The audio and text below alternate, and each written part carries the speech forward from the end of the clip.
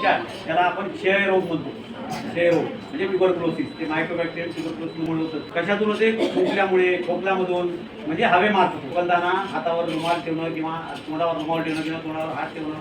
जे कमजोर आहे, ज्यांना रक्तकमी आहे, किडनीचे आजार आहेत, ज्यांना लिव्हरचे आजार आहेत, हृदयाचे आजार आहेत, डायबिटीज आहेत, किंवा ज्यांनी मद्यपान करतात म्हणजे दारू वगैरे पिणे व्यसनाधीन, ज्यांनी कोणी बिडी तंबाखू सिगरेट वगैरे पित असतात त्या लोकांना जास्तीत जास्त होण्याचे चान्सेस असतात. व्यसनमुक्त राहणे आणि आहार व्यवस्थित घेणं. आता आहार व्यवस्थित घेणं म्हणजे आपली प्रतिकारशक्ती वाढवणे.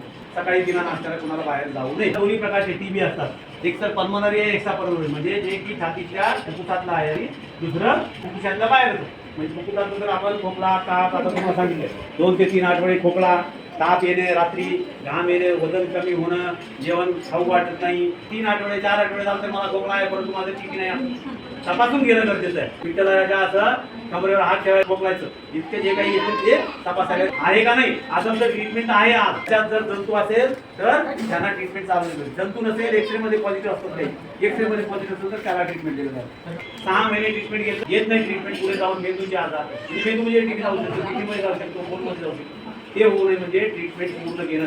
सगळं फ्री ट्रीटमेंट चालू आहे गव्हर्नमेंटमध्ये. फर्स्ट ट्रीटमेंट आपण चालू केलं आहे जेणेकरून ते 6 महिन्याच्या आत ट्रीटमेंट आपलं होऊ शकतो. ती पूर्ण 6 महिन्याची ट्रीटमेंट घेणं गरजेचं आहे.